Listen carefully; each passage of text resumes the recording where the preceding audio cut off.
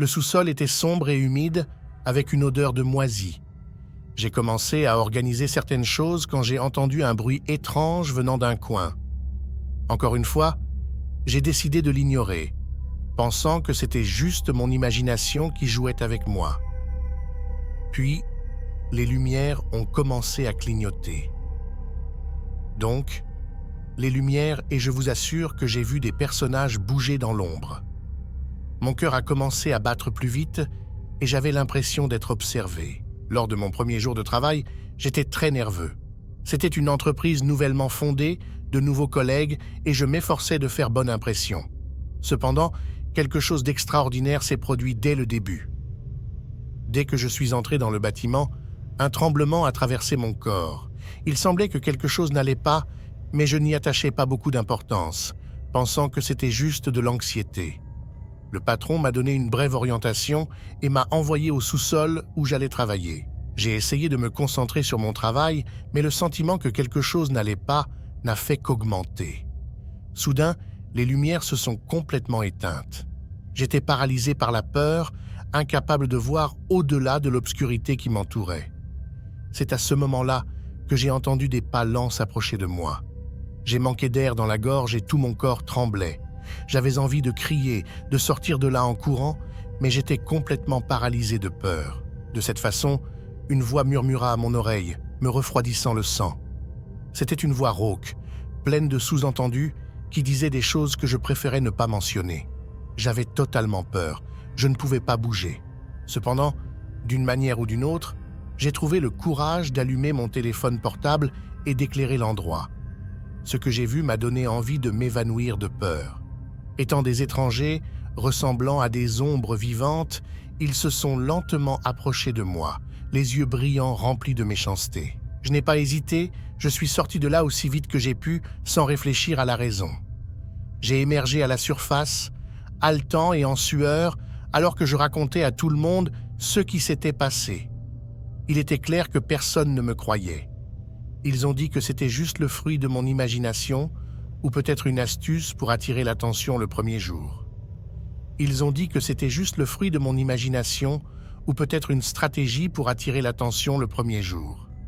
Cependant, je reconnais ce que j'ai vu et ce que j'ai ressenti, et je promets que je ne retournerai jamais au sous-sol, quoi qu'on me dise. Désespéré, j'ai cherché une solution, une chance quelconque qui me permettrait d'échapper à cette terrible situation. C'est à ce moment-là que je suis tombé sur une fenêtre qui semblait brisée. Sans hésitation, je l'ai repoussée et je me suis jeté dehors, tombant dans un tas de gravats à l'extérieur du bâtiment. J'ai couru aussi vite que possible, laissant derrière moi l'endroit effrayant et le redoutable Monsieur Smith. Je ne suis jamais retourné sur le site, mais les souvenirs de ce premier jour de travail me hantent encore dans mes rêves à ce jour. Et je me suis promis de ne plus jamais reprendre de travail sans faire un peu plus de recherche sur le patron. Vous ne savez jamais qui ou quoi se cache derrière le bureau du directeur. Paraphrasé, vous ne savez jamais qui ou quoi se cache derrière le bureau du directeur. Au fur et à mesure que la nuit avançait, le bureau est devenu un endroit complètement différent. Les flashs clignotants et le son des rires déformés résonnaient dans les couloirs vides. Je savais que je devais sortir de cette situation, mais quand j'ai essayé d'ouvrir la porte, j'ai remarqué qu'elle était verrouillée. C'est à ce moment que j'ai compris la véritable essence de mon nouveau patron. Ce n'était pas un être humain. Il n'était pas humain. C'était un être surnaturel qui se nourrissait de la peur et de la paranoïa des ouvriers.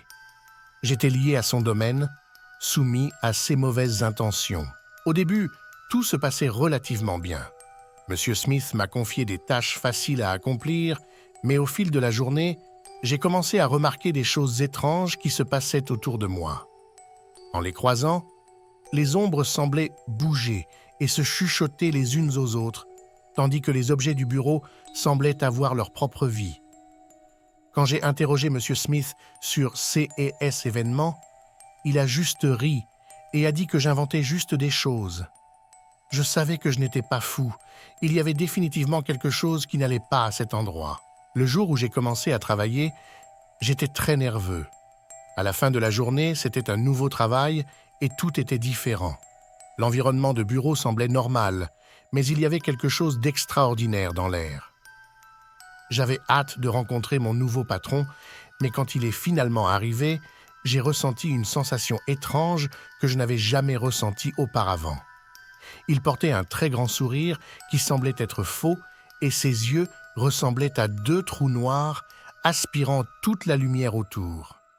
Il a donné le nom de Monsieur Smith, mais quelque chose m'a fait soupçonner que ce n'était pas son vrai nom.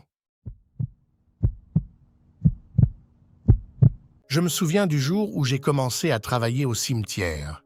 C'était un matin incolore, avec le vent murmurant parmi les anciennes pierres tombales. De toute évidence, j'étais nerveux. Qui ne le ferait pas, dis-je? Travailler dans un cimetière n'est pas exactement le genre de travail que vous mentionnez avec enthousiasme à vos amis. Dès que j'ai franchi la porte de fer rouillée, un sentiment étrange m'est venu. C'était comme s'il y avait une énergie mystérieuse dans l'air, une présence inexplicable qui m'a donné la chair de poule de la tête aux pieds.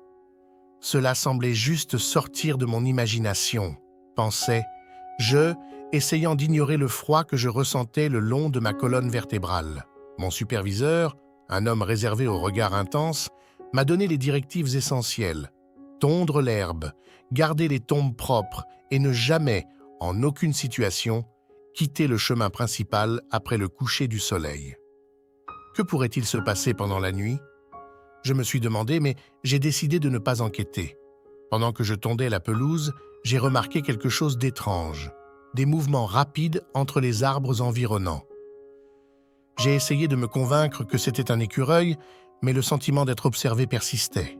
Alors que le soleil commençait à se coucher, mon cœur a commencé à battre plus vite.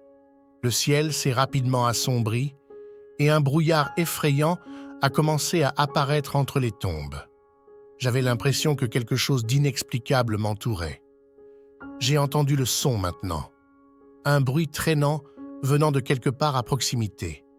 J'ai essayé de me convaincre que c'était juste le vent, mais ensuite j'ai vu une silhouette se déplacer entre les tombes, une forme floue qui semblait se rapprocher de plus en plus. Finalement, juste au moment où je pensais que je ne pouvais plus courir, j'ai repéré la barrière de fer devant moi. Je me précipitais vers lui, sentant les mains froides de la mort sur le point de m'atteindre. Quand je suis finalement rentré à la maison, c'était déjà le matin, je tremblais et transpirais. Je n'allais plus au cimetière et depuis, j'évite même de passer à proximité. Certains peuvent penser que c'est de la superstition, mais j'ai vu de mes propres yeux ce qui s'est passé dans cet endroit sombre, et c'est quelque chose que je ne pourrai jamais effacer de mon esprit.